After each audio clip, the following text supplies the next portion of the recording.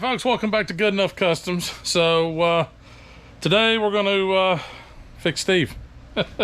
So went down, got him picked up. Y'all saw that last week's video. Went down to Florida, picked Steve up, dragged him back home, and pretty much pulled it in the garage, parked it, and that's it. It's been a busy week. I haven't had a whole lot of time to get out to the shop this week. And actually today I still haven't had a whole lot of time, so I'm definitely running behind here. So anyhow, I did get this stuff. This is new spindles, new knuckle, new spindle, whatever you want to call it. It's actually the pair because nobody sells singles. And then also I was like, you know what, I might as well go ahead and replace both sides. That way they should have the same measurement, because I don't even know where I bought the other ones. I know I got them off of eBay, but it was so long ago that I don't know who I bought them from. So I'm gonna go ahead and swap out both sides, put fresh spindles on those, and then I went ahead and went to O'Reilly's and some mail. Picked up new bearings for both sides, inner and outer, wheel seals or hub seals. Picked all that up brand new for both sides, for the front, so that way I can just tear it all, you know, get it all ready to go and just slap it all in. And then while we were down there in Florida with the truck on the side of the road, I had gotten a new hub. That we were going to put on down there, but then once I kind of came to the realization that driving the truck home wasn't going to be the safest option, I just threw it back here in my little carrier, which is still in the back of the truck. So are all my tools, all my pieces and parts. I mean, heck, there's the shirt that I was wearing whenever I was out there working on the side of the road. Still haven't done anything with that. I got my Home Depot bucket with, you know, some tools and stuff in it. I legit pulled the truck in, went inside. So I haven't had a chance to really do anything on this. So here in just a second, I'm going to take Steve, put him up on some jack stands, pull both front wheels off, and go ahead and start tearing everything down, getting everything ready to go, you know, breaking all the nuts loose, pulling all the little cotter pins out, and getting everything ready to go so I can go ahead and get both sides tore down, ready to go. But after I get done with the front end stuff, then I guess I'm going to come in here and see about fixing right here where the emergency flasher was. See about getting the emergency flashers where, you know, they're not running all the time. So I guess I'm gonna get started, and we'll see y'all in just a second.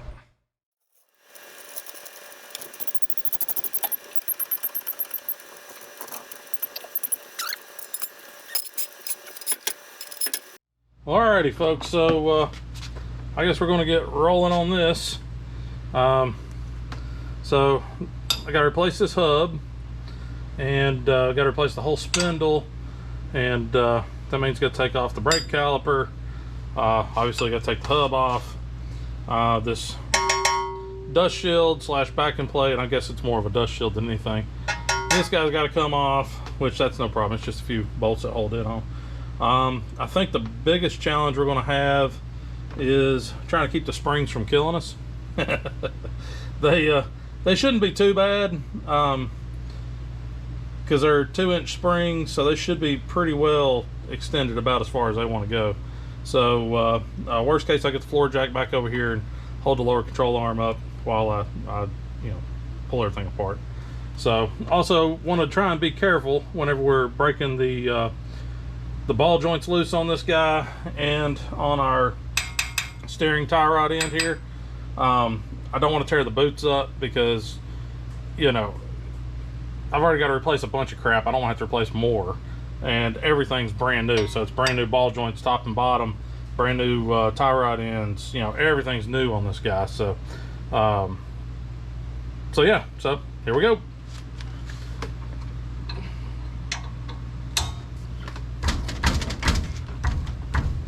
That's tightening.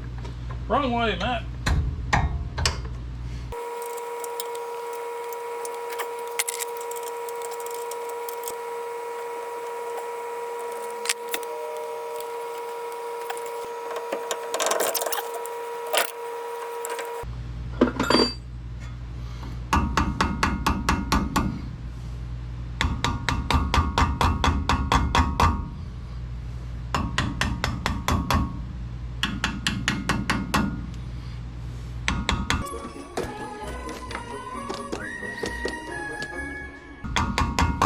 forgot my screwdriver. Do have this punch though.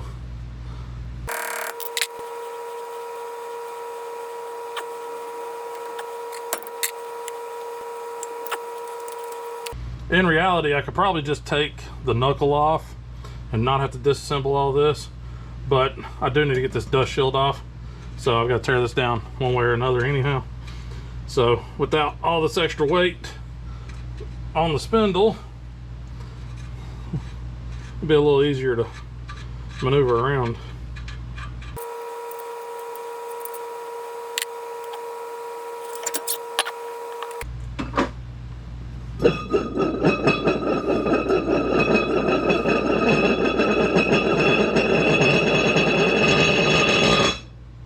So rotor's off. All right, so this dust shield, all it's held on is these 3 bolts. I think they're 1/2 inch. So I gotta go get some tools because I got down here and totally forgot to grab tools.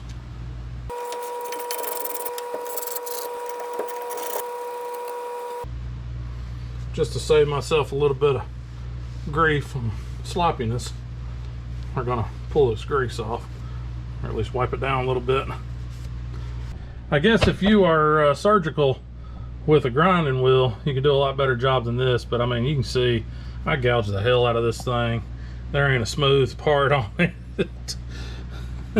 That is ugly as homemade sand. So if you got a real steady hand, you could probably smooth that out and it'd probably still be, you know, usable. I do not have that steady of a hand, especially on the side of the road, in a hurry, sweating my brains out, trying to make the last stop power tour. So that is ugly as hell.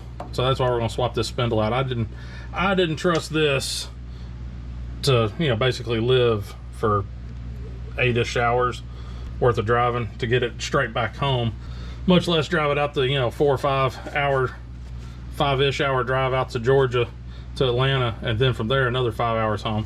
So yeah, so that's why we're swapping this guy out. And like I said, it's hotter than crap in this garage right now. But like I said, the reason why I'm gonna go ahead and do both sides is I want to eliminate there being any difference in the manufacturing. You know, if this side is, you know, an 1/8 of an inch, that's going to show, and I don't want that. If it's an 1/8 of an inch out or 1/16 of an inch, may not be super obvious, but I would notice and it would drive me nuts. So that's why I'm gonna go ahead and do both sides.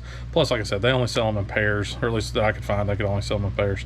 So we're gonna get this knuckle off and I guess get started prepping on the new knuckle, wherever that is. Oh, it's still in the back of the truck.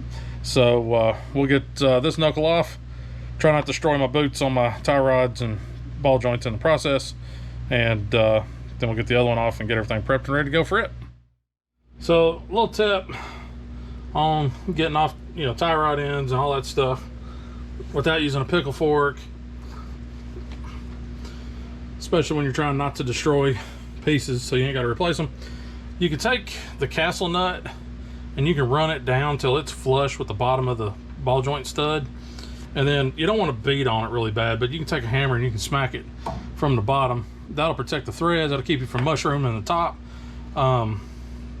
and keep you from just, you know, generally boogering everything up really bad.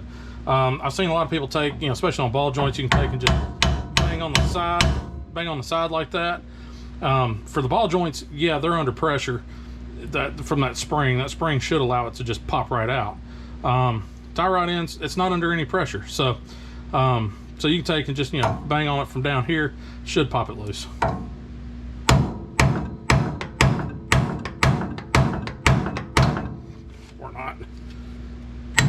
There we go.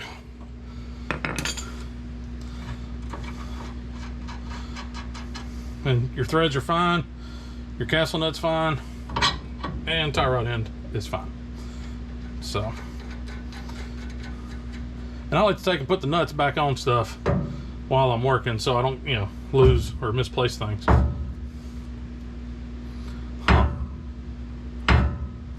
I actually never realized that bangs into that.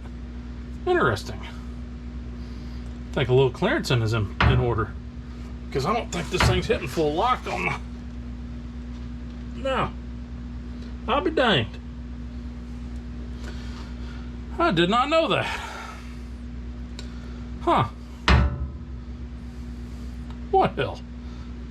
I guess I'm gonna take a grinder and knock that edge down a little bit, try to get a little more clearance out of that.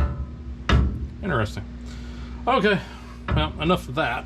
Let's dive in here and see what we can't see.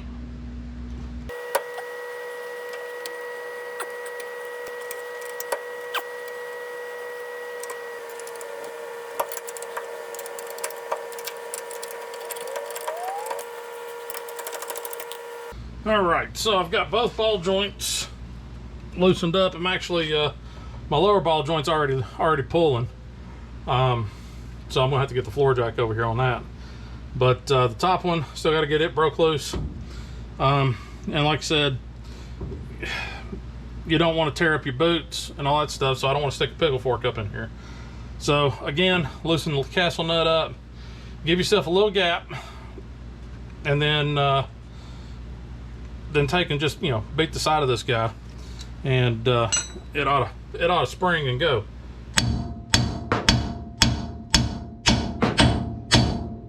Oh.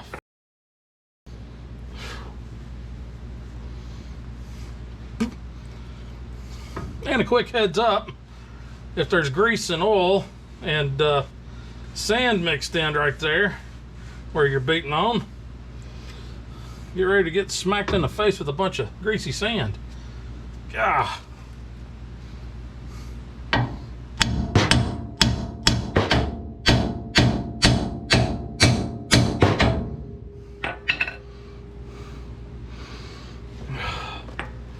About going down.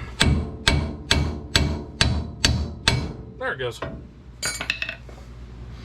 Okay, so now we're loose on the top ball joint and we're loose on the bottom one.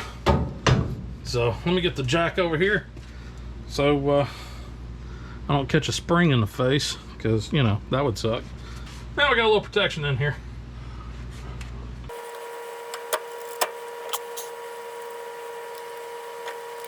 Well, geez, my sway bar.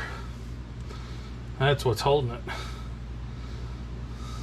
Is the sway bar.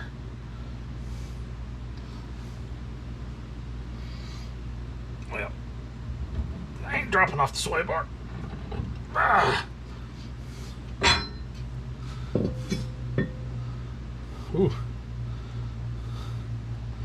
So I need to grease that. She's a little thin. Okay. So that ball joint is really loose. That one's where it should be. And this thing's about, I mean, there's no give there. So I'm out of grease on that guy. So I'll re-grease this here in just a few. Once we get her loaded back up, I'll get in there and get that greased up. You know, it's a new ball joint. I don't want to trash it if it's not already trashed. So re-grease that guy. Here's the old spindle with all the butchery that is me wielding a grinder can do. So the spindle will go in a scrap metal pile. And let's go get the new one. All right, let's open her up. What's in the box?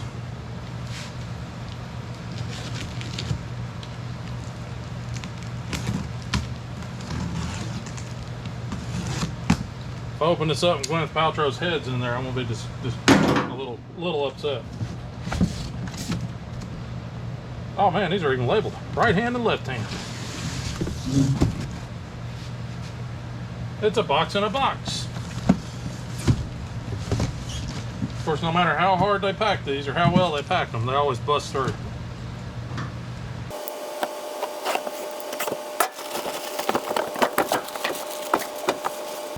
Shiny. All right, we got our shiny new. And I open up the left-handed one. Sitting there looking, I'm like, that don't look right. This is the driver's side. What am I doing?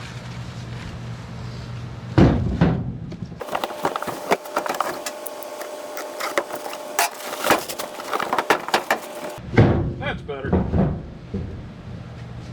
Okay, Nice, shiny, and new.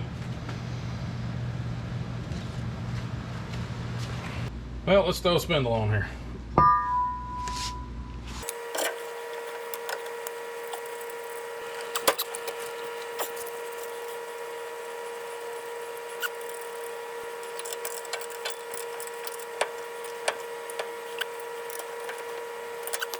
I've got a pack of brand new cotter pins somewhere, so I'm gonna try to hunt them down so I'm not reusing cotter pins. I know they say you're not supposed to, so I will try and find that.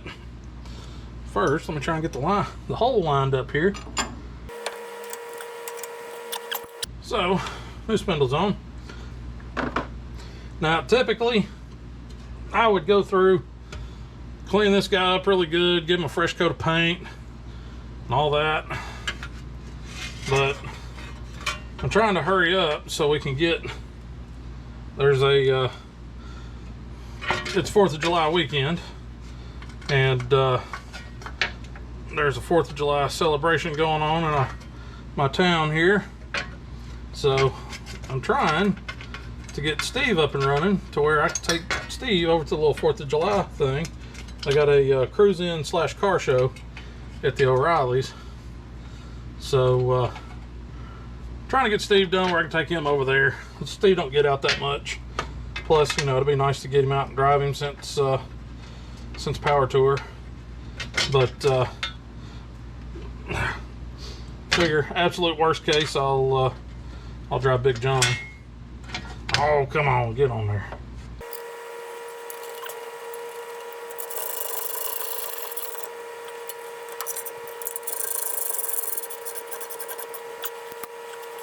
Another thing too is if I don't put this on while I'm thinking about it, I'll flat forget. And that's happened a few times where I've gotten everything put together and been like, some don't look right.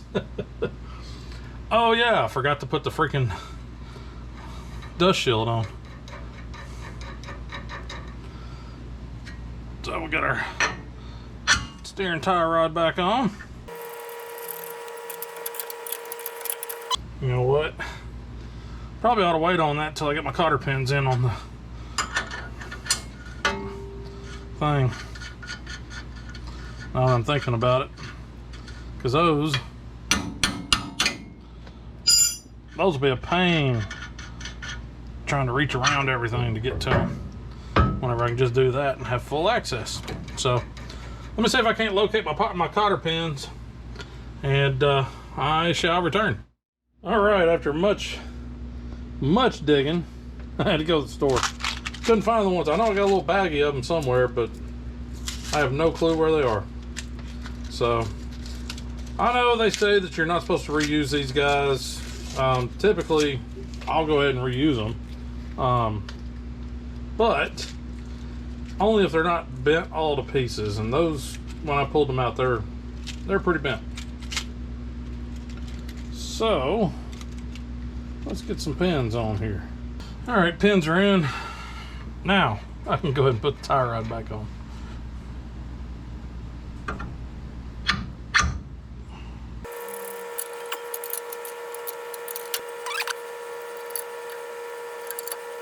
So that's all put together. So now I got to get the hub together, which means packing all the bearings, getting the races installed, getting the hub seal put in, and just greasing the hell out of everything. Also, while I'm here, I'm gonna go ahead and grease this this lower ball joint.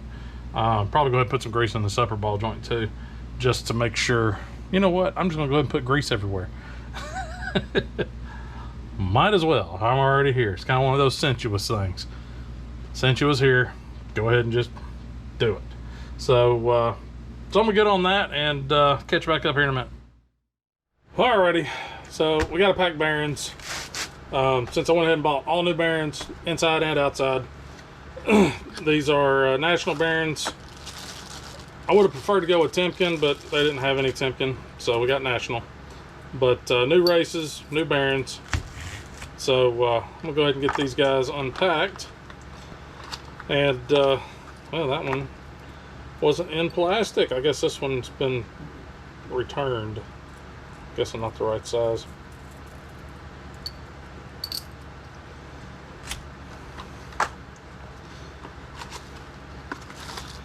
But when it comes to packing up bearings, there's a few different ways to do it. I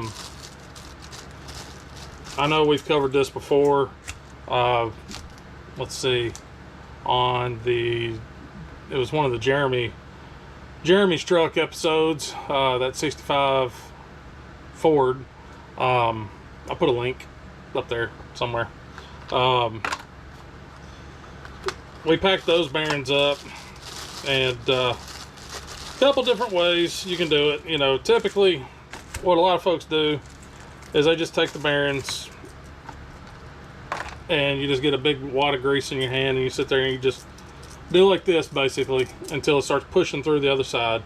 Then you rotate and you just keep going until it's pushed grease all the way through. And then I always like to take and just kind of roll it around a little bit, make sure it's everywhere.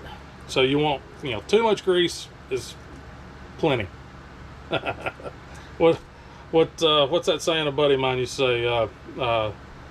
Too much is not enough except when it's just about right. That's a good thing to live by when it comes to grease. They make little tools that you can set these guys in, set on top of it, and you can take a grease gun and pump grease and it'll pump it down in there. Those are nice. I don't have one. Usually I just use the hand and just get at it. There's a couple different ways to do that. A lot of people put gloves on, that way they're not getting grease all over their hands and it's everywhere, and it just it's a big old mess. There was another way that I saw. It was actually Mortsky Repair. I don't know if any of y'all guys watch his channel, but Mortsky, he's got the cool tool. He's got a lot of cool tools. He's a tool guy. He loves his tools. I like my tools too. I just But anyways, if you like revivals and stuff like that, Mortsky's right there with it.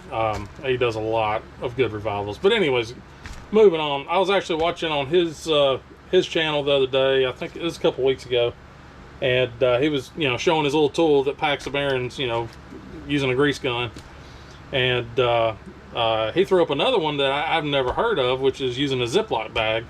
Basically take a big old wad of grease, throw it down in a Ziploc bag, and then throw your bearing down in there and just use the Ziploc bag to push the grease in. That way it keeps it off your hands, and it's just a cleaner way to do it. So when I was down in Pensacola, whenever the wheel bearing seized up on Steve, I was actually packing bearings on the side of the road because obviously the outer bearing was destroyed, and since all the rollers had basically welded themselves to the inner race, which had welded itself to the spindle, I had to get a new set of bearings. So I actually packed those on the side of the road, but I was smarter, rather than going just super greasy hands and just using a ton of paper towels. I actually took some gloves and did it with some gloves. It worked out okay. I prefer to go all natural, without using the gloves. It just it just feels better. Oh Lord. Anyways, so that's what I do. I just screw it. I'm here at the house. I've got tons of paper towels available. I can go in and wash my hands up. No big deal. Also, when you're packing bearings, just make sure your work area is clean. This workbench is not clean. There are metal shavings everywhere. There's crap all over the place. That's why I put this little piece of cardboard down, so I can this is my work area, is on top of this cardboard. So I guess I'm using Stay Lube high temp disc brake bearing grease. That's what they had at the Napa Auto Parts house that we stopped at there in, actually I think it was just over the line in Alabama, but that's what they had. My other stuff is way on the other side of the K5, and I'd have to move a bunch of crap and climb over stuff to get to it. So I'm just going to use this. So I guess I'm going to get to it. Also, before you go packing your bearings up, do a quick comparison to the old bearings, or test fit them on the spindle. Just make sure everything is how it should be. You don't want to get these all packed up and they go, ah crap, they're the wrong size, because parts houses make mistakes. All right, here we go.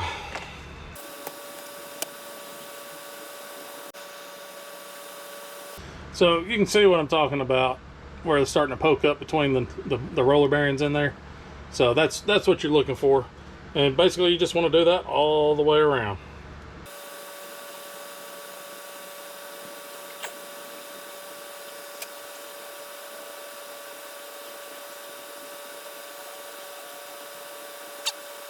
So this guy's now got grease all over it.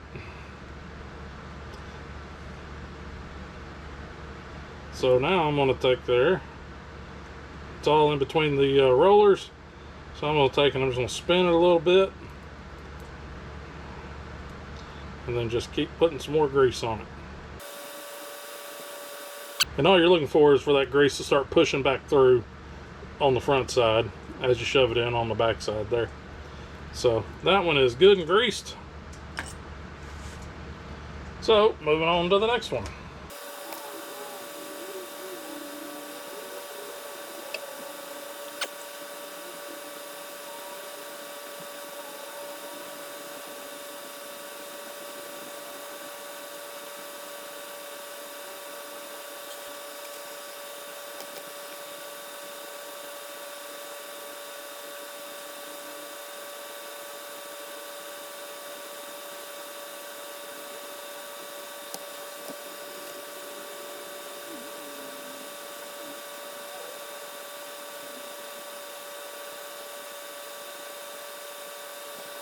Alright, well, since my hands are already all greasy and stuff, and I got grease these spindles anyhow, I'm going to go ahead and do that before I wipe my hands off. And unfortunately, I'm not taking the camera with me because I ain't touching a damn thing right now.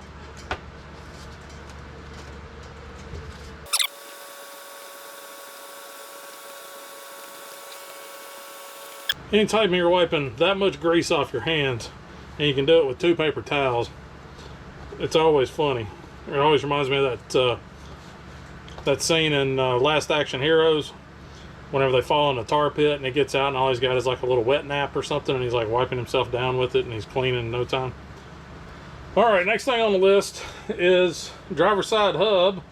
I gotta get the races out, get the inner bearing out, and get that hub seal off of it, and then clean it up and get it prepped and ready for it, because I'm gonna go ahead and put the new races in with these. The races on this guy are probably fine, but it's just one of those.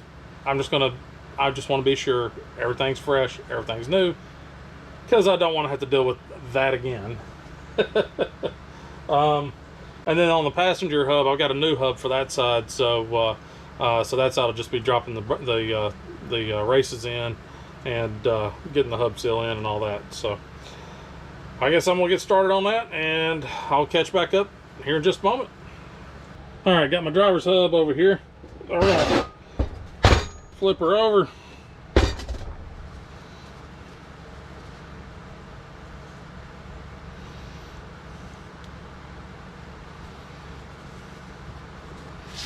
Gotta get that seal out. Get my handy dandy seal puller. Handmade tools. Let's get the bearing out of the way.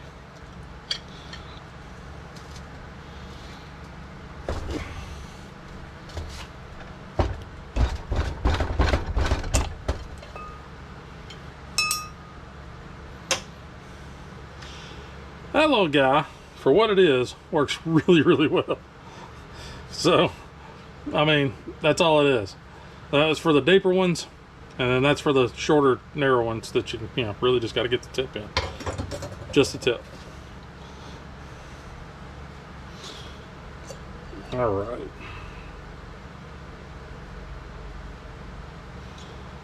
And so this side isn't too bad. I mean, it's still got grease on everything.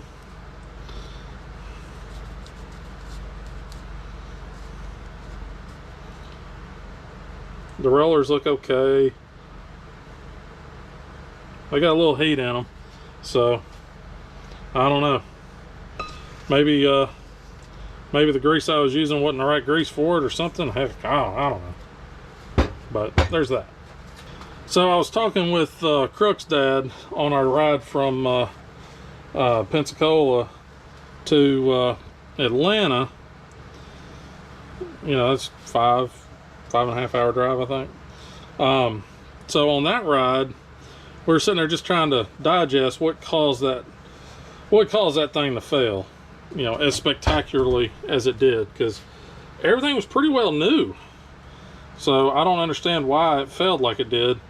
And then while we were talking about it, trying to kind of, you know, do a, I guess you would call a post-mortem on it, he's like, well, Matt said, you know, Crookenberg, he said that that you tighten those bearings back down a little bit because there was a little slop in them. I was like, yeah. He's like, well, you shouldn't have tightened them down. You should have just pulled them and repacked them. So I think that's what the problem was, is this I guess this grease that I used just wasn't good, or didn't take the temperature or something. I don't know.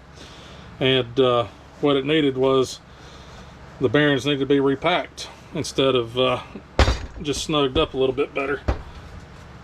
So that's probably what made it fail. It was a device of my own doing.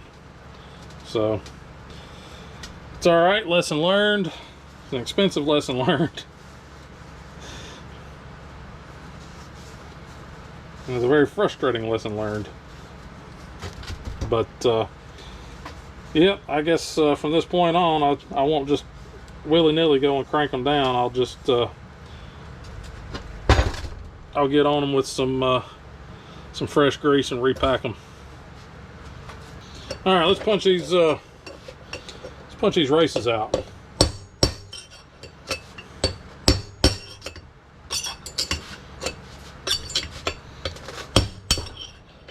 They do make a tool for this.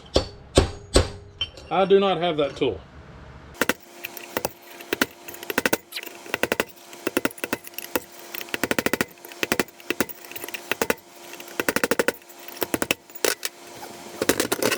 So if you use if you end up using a punch to do, you know, knock the race out like I just did, you're going to want to double check your edges here. Like this thing's all boogered up right here on this edge, and then just check your inside lip here, make sure it's good and smooth. And there's a little scar in it right here.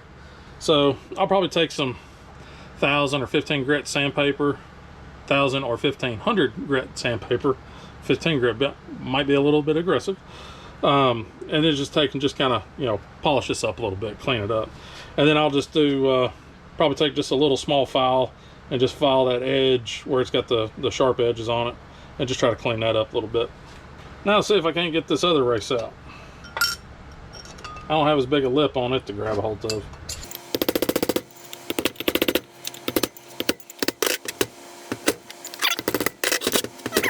Now the reason for the new hub for the passenger side is right here on this surface, right here where my finger is. This surface is where that where this outer race seats in.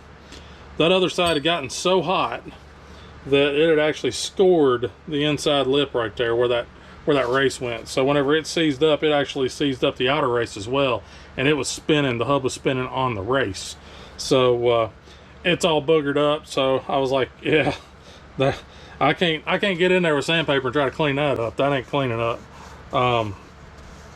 So time for a new hub for that side, but this side's okay. Nothing's out of place. Everything looks good. So finish cleaning this guy up, and then I'll get the new races in and be ready to go. Alrighty, so we're going to put the races in on this driver's side. I haven't even got the passenger side one out of the box yet. So just going to put a little bit of grease around the edge, just so it'll get in there and, you know, seat. I'll set that down.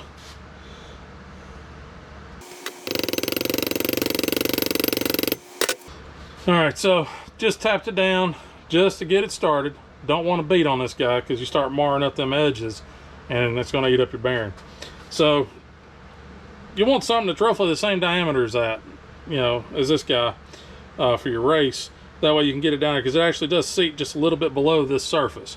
So I've shown this plenty of times. It's just an old, I think it's an axle seal, I think from the Dana 44.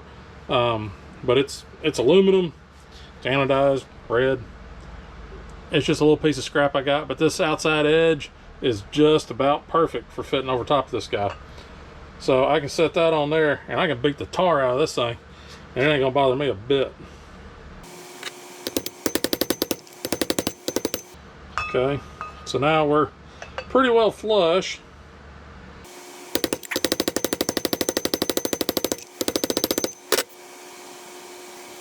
So that should be where he lives.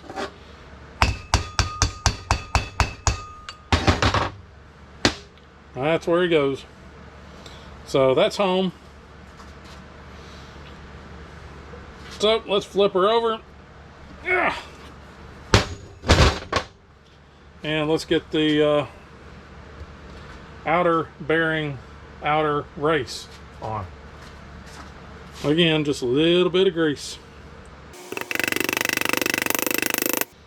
Okay, so that guy's now flush with the outside of the hub.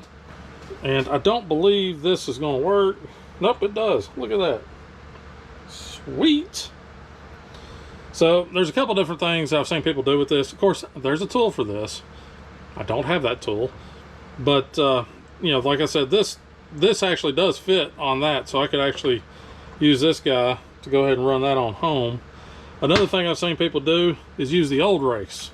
So you can take the old race and you can take it, flip it, and set it in there and run it on home using the old race.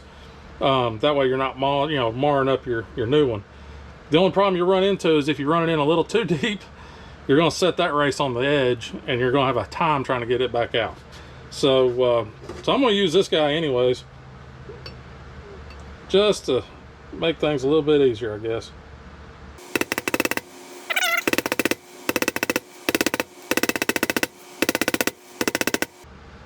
Oh, see, I just did it. That's fun. So yeah, so this guy's now trying to seat. We don't want that. And since I don't care about this guy, we're gonna smack him. There we go. Knock him loose. And that guy, I'd say he's pretty well seated. I'll give him a couple more love taps just to make sure. Yep.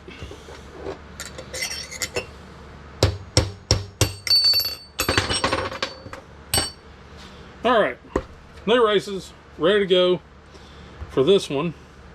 Let's see, I can go ahead and throw this one together, I suppose. Now the fun part, you gotta grease this thing. Grease is your friend here. Use plenty of grease. Ask me how I know. So, I guess I'm gonna drag the passenger side one out and go ahead and get those seated and get that done.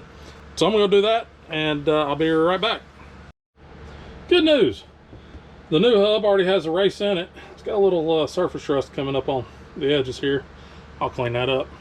But it's already got the new races in it, ready to go. Front and rear.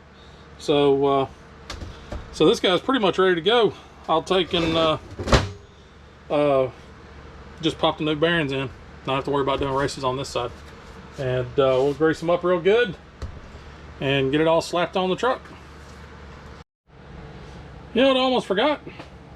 I gotta put a hub seal in here. So we'll go ahead and slap some grease in.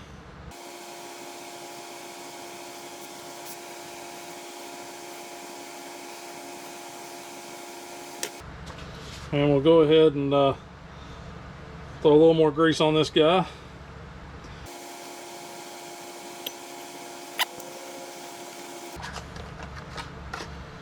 Now we got our new seal.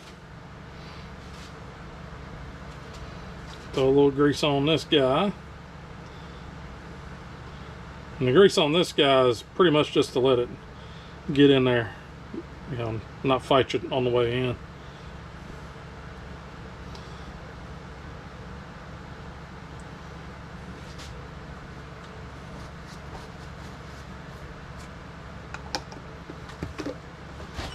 Now you can use a piece of wood, you can use a hammer and a piece of wood. I wouldn't use a rock.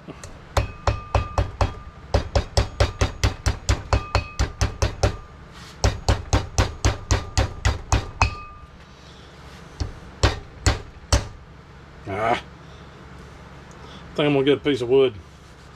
Make sure I'm hitting it good and flush. I have a shorter piece of wood somewhere, but I don't know where.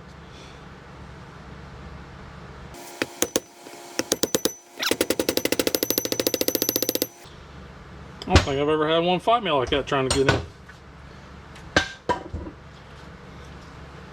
Alright, and then finally a little more grease. And this grease is primarily for the rubber here on the seal. So you want to make sure it doesn't drag and grab and do stuff it ain't supposed to. Okay, so this guy's pretty well put together. Only thing left to put on it is the outer bearing and basically just slapping it all back together. So I guess we're going to move back over to the passenger side and get this guy set on there. So last thing to do before we put this side together is I gotta clean this cap out. All that old grease, metal. Oh shit. Yep, there's definitely metal in there. So it just poked me in the finger.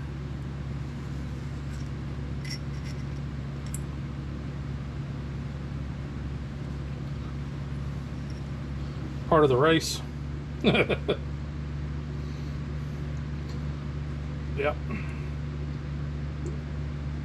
That's actually part of the cage from the old bearing. Yeah, so I just felt something grab my finger and was like, what in the hell is that? And it hurt. Wow, that grease stinks so bad. That is cooked.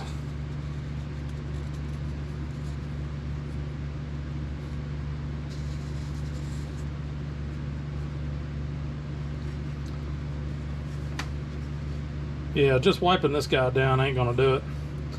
I'm gonna take and scrub this. So I'll save that for later. Don't have to do that for installing all this stuff. So I'll get this guy scrubbed up here in just a bit.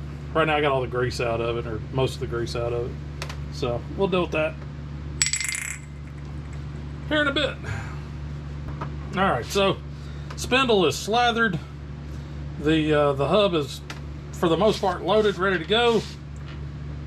Now all that's left to do is slide her on there, put the outer bearing in, and then set the preload. So get her on there.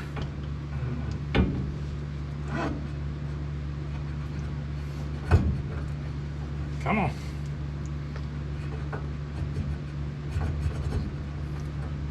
Why are we not going on?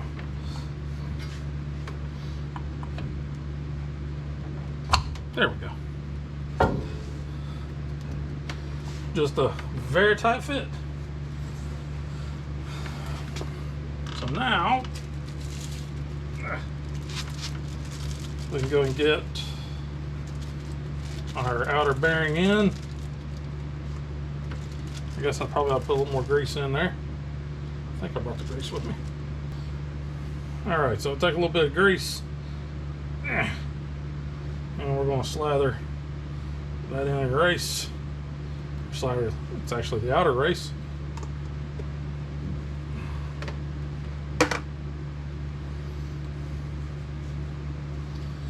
That got all loaded up. Now we can take our bearing and slide our bearing in.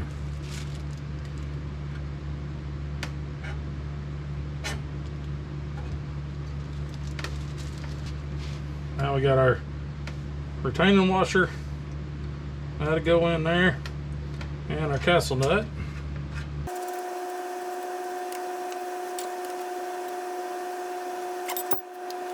So now this is kind of where I just assumed on a lot of stuff, on what your tension should be, you know, how tight to run this. The way I was shown on how to set these for the preload is basically you spin this while you tighten the nut down until it starts getting some good resistance, and then you back it up just, you know, basically one flat.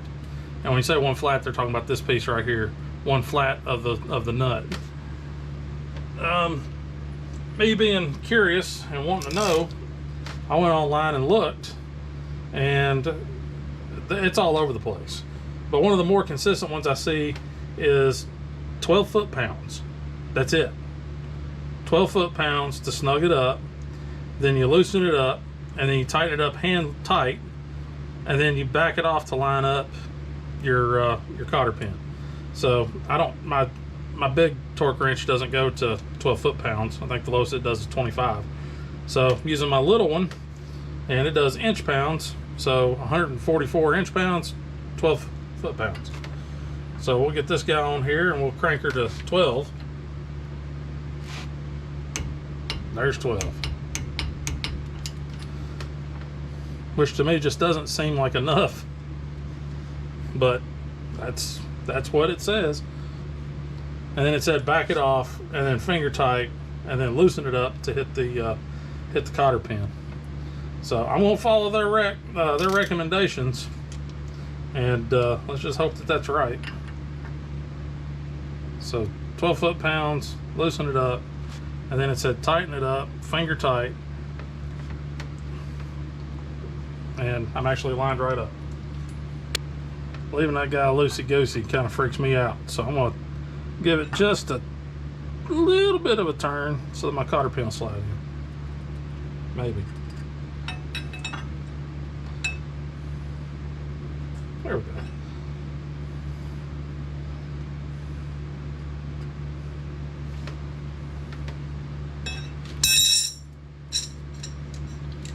Okay, cotter pin in, and we will fold this guy up like this. And this thing is insanely long, so I'm going to clip these back.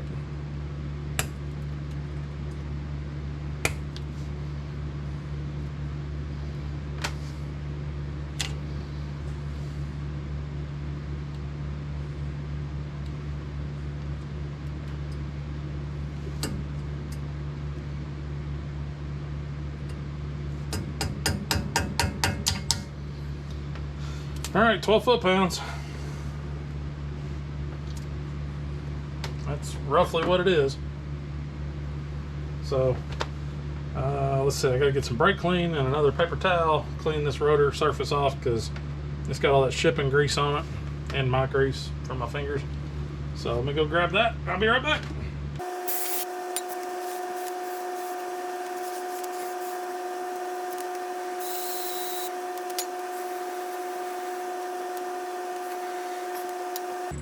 Well, since I got the brake clean over here, I'll go ahead and clean this guy up.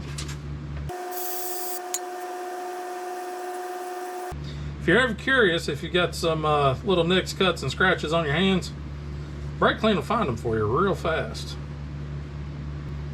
All right, good as newish. So it's clean on the inside, it's just a little rough looking. So I'm gonna slap a little grease down in there. Always put a little grease in your cap. That way, as it heats up, it can draw that grease in.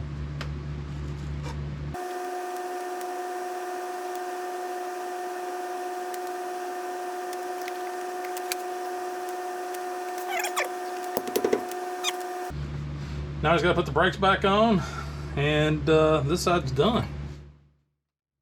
All right, so passenger side's done. Only thing left to do here is, like I said, I'm running the 1-inch spacers pretty much to push the wheel out. Otherwise, I'm going to be all in this tie rod. So I'm going to throw those 1-inch spacers on real quick. And of course, the spacer's covered in grease. So give her a quick wipe down. All right, so wheel spacers. A lot of people don't like them. A lot of people say they always fall off. I always got problems with them. I've never had a problem. The one thing I do that I don't know if a lot of people do is I put some thread lock on it. That way, this thing ain't going nowhere. Nowhere. Where you going? Nowhere.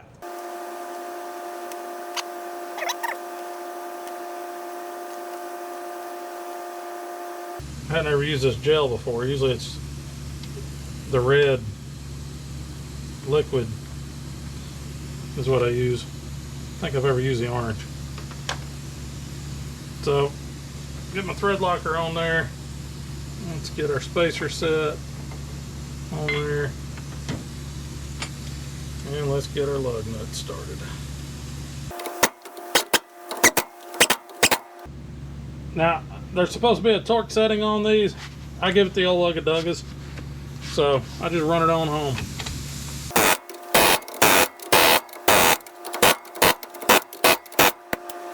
And that's that. So before I go putting the wheel back on this side, I'm going to wash it because it's got sand and grease and grit and grime all over it. So I'm going to wash it while it's on the ground, and it's easily done. So I'm going to head over and get the driver's side knocked out. I'm not going to worry about filming that. It's the exact same thing. So go ahead and get the driver's side knocked out, and then we'll go out there and get the wheels cleaned up, you know, washed out in the driveway, so that way I can make sure I get all that grit, grime, and sand and everything off of it. Then I'll pull them back in here and get the truck back on the ground. Then I'm gonna pull the truck out and give it a bath too, because the truck's filthy. So, so I'll catch up with y'all here in a little bit. All right, folks, next day. So, you know, yesterday I was really hustling, trying to get the truck put together, trying to make it over to the car show. Just didn't work out. Didn't make it. So, but I was still bound and determined to drive Steve somewhere, even just to the freaking gas station. So, I did end up getting everything done. Took Steve out for a ride. Actually drove Steve to the fireworks show that they had last night in town, and everything felt pretty good. Only issue that I'm running into now is the alignment. Didn't think about this whenever I was putting everything together, but you know, there's always going to be a little manufacturing differences between different spindles and all this other stuff. So definitely a little bit of a difference on the steering arm on both spindles. So I've got the steering wheel set straight, and I don't know if it really shows up good on camera, but that tire's pointed that way. And if you come over here on the driver's side, it is pointed this way. It is not as bad on the driver's side as it is on the passenger side. But yeah, it's definitely pigeon-toed. So I got to fix that, which that's not that hard. That's just adjusting the tie rod, you know, the sleeves on the tie rod. And it's pretty easy to do. There's a couple different ways to do it to make sure that you get it lined up pretty good. One way that I've done in the past is I'll take a jack stand, set it here, take a jack stand, set it way back there, run a string between the two, and then I'll take and measure from the string to the back side of the face of the tire and then to the front side of the base of the tire. Make sure that that's square, that those are the same measurements. And that'll pretty much guarantee you that you're lined up all the way up here. Then you can measure same spots here on either side of the tire, on the face of the tire, back to the string. You can see how far you are, you know, how far off you are, you know, in or out. That takes some good setup. It takes a lot of time and patience to make sure you've got that string square. I don't have any strings. I'm out of string. So, plus that takes a lot of time, and I'm not really feeling that. So I'm gonna do it the quick and dirty way, which is take a tape measure and you just grab a groove on your tires. Do the same groove over on the driver's side and just measure that distance from that groove to that groove. And then you do it again on the back side of the tire. And that'll get you, you know, that'll tell you how far, you know, in you are. The only problem with that method is you could technically get your toe corrected to where both tires seem to be pointed straight, but in all reality, they're both kicked one way or the other. You should be able to tell that by driving it. You know, is it yanking you hard to the right or the left? You can kind of figure that part out. But typically, you can get it pretty ballpark, you know, get it ballpark, get it close enough, to at least not chew your tires all to pieces. Like this is really chewing the tires up. I could literally hear the tires squealing as I was just driving straight down the road. I didn't put a whole lot of miles on it yesterday, probably less than 10. So that's not going to kill it. Well, I guess if it was really bad, it would kill the tires, but it's not killing the tires on this one just yet. So I'm going to do that. I'm not going to do that today. I'm already running a little short on time, trying to get all the editing stuff and everything sorted out. So I'm going to save that. I'm going to probably do that tomorrow. I will film it. That way y'all guys can see, kind of what you do in that situation, how to get them, pretty close. And then I'm also going to start getting all the prep work going, everything ready for the Southeastern Truck Nationals, which is happening next Friday. Actually, whenever you see this video, it'll be this Friday and Saturday, July 5th, 6th, 8th, and 9th. So, and that'll be out at the Lebanon Fairgrounds in Lebanon, Tennessee. So if you're in the area, when I say in the area, within an hour or two drive, I'd go. I'd check it out. 1,700 trucks pre-registered, ready to go. That's a lot of freaking trucks. Now it's a Chevy only show, Chevy truck only show. So it'll be nothing but Chevy and GMC pickups. And there's always just so many good trucks out there. And you've got stuff that are just rattle traps held together with baling wire and duct tape, all the way up to, really, really nice, probably 6-figure trucks hanging out there. And you very well could see them parked right next to each other. It's sometimes it's the wildest stuff, but it's a darn good show. It's a really good time. So that's what this next week's going to be, is getting everything prepped and ready, because I got to get Steve finished up. I've actually got Taylor going to drive Steve. I'm going to drive Big John. So I've got to get the alignment right.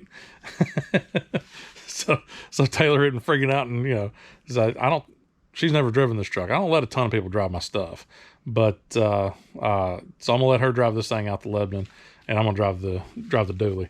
So I want to make sure that it's running and driving good, so I don't have to worry about her having to fight anything, or me being like, it's normal, you get used to it.